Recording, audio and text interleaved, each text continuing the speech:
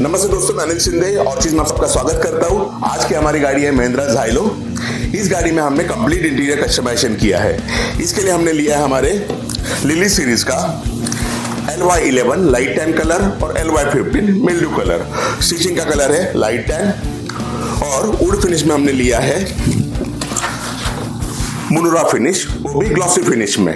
आइए गाड़ी देखते हैं।